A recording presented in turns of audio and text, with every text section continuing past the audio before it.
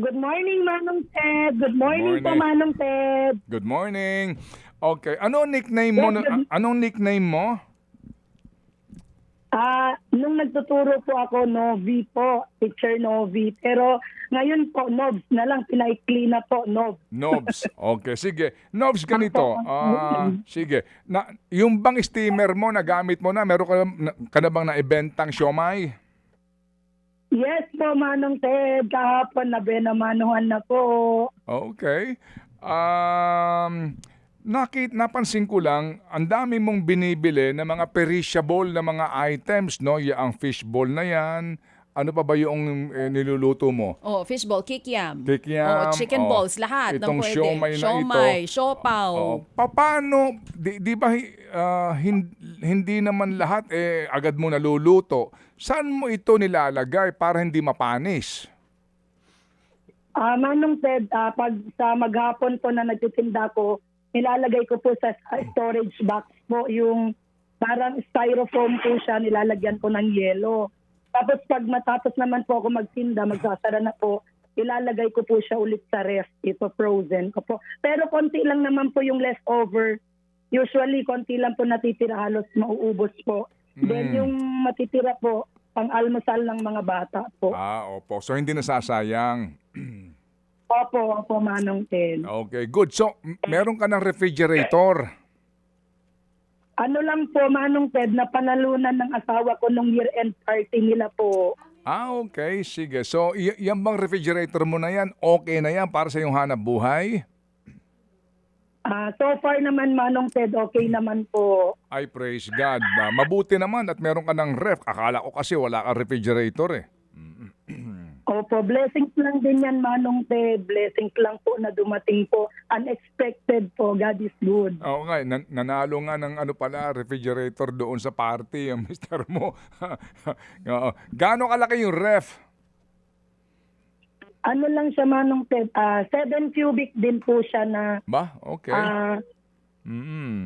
opo, Very good, very good. American home po. Okay, sige. Opo. So ganito, Nobs, meron ka ng refrigerator, meron ka ng steamer, meron ka ng mga gamit dyan sa iyong pagnenegosyo.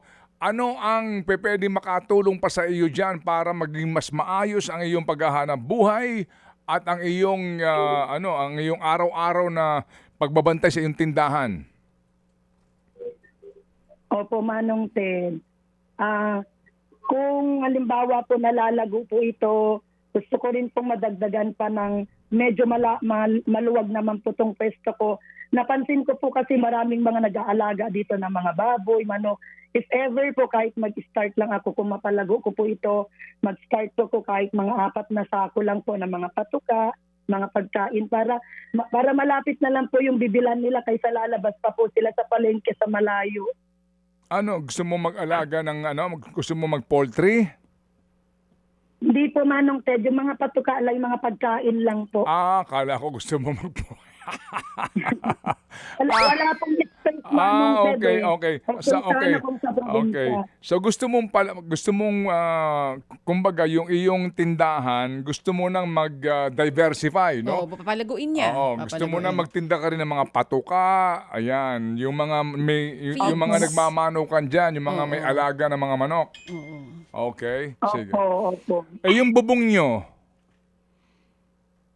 Yun po ang problema, Manong Ted, kasi pag umuulan, puro balde at batsa dito sa loob ng bahay. Kasi puro butas. Matagal na rin po kasi ito eh. Siguro mga lagpas dekada na kasi 16 years old na po yung panganay ko. Maiitim na yung mga bubong. kaninong bahay yan? Sa biyanan mo? Opo, sa biyanan ko po. Tapos yung asawa ko, dito kami tumitira po kasi hiwa-hiwalay na po kasi yung mga anak ni Papa. May kanya-kanyang pamilya na po. Oo. Di ba yung mister mo nasa construction? Ano po, Manong Ted, sa private po, driver po. Ay, Parang sorry. on-call po pag may schedule. Ay, sorry, On-call akala lang ko. po. Sige, ganito. Anong gusto mong unahin? Yung bubong ng bahay ninyo o yung ititinda mong patuka? Pwede rin po, Manong Ted, yung ititinda kong patuka para yung tubo po doon, yun na lang po yung pwedeng ibili ng yero. Ganun po. Okay. Sige, sige. So yan ang choice niya, no? Yung hanap buhay at okay na muna silang magsalok ng mga ilang mga planggana at timba habang naulan. Okay to. Sige. So magkano ang kailangan mong dagdag na puhunan para diyan sa iyong hanap buhay? Balak ko pa lang po mag-canvas, Sir Ted, sa mga poultry supply po. Hindi ko pa po alam yung magkano po yung isang sako.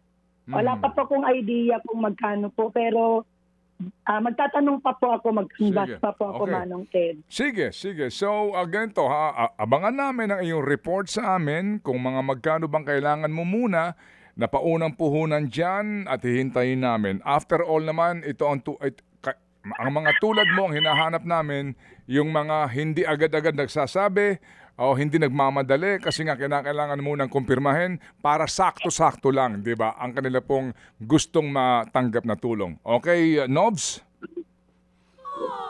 Yes po, Manong Ted. Okay, sige. So, balitaan mo kami ha. Abangan namin dahil sayang din ito. May mga gustong tumulong sa iyo para sa pagpapalago ng iyong kabuhayan. Mabuhay ka, Nobs. Salamat na marami. Okay. Maraming salamat po, Manong Ted and DJ Chacha, sa lahat po ng staff, sa lahat po ng mga happy donors. Pagpalain po kayo ng Panginoon. Amen. Thank you. And to God be all the glory indeed. Mga kapatid, brothers and sisters, saan ka pa? Dito na tayo sa totoo. Dito na tayo sa True FM. Mga kapatid, mag-subscribe and follow po kayo sa social media accounts ng True Network PH. Yan po kami. Hanapin nyo lang True Network PH, Facebook, Instagram, YouTube, TikTok, and podcast. Mapa Apple or Spotify man yan, mahahanap nyo kami. Lahat ng mga napapanood at napapakinggan nyo po sa programa, nasa social media accounts namin yan. So, paano mga kapatid? See you sa social media!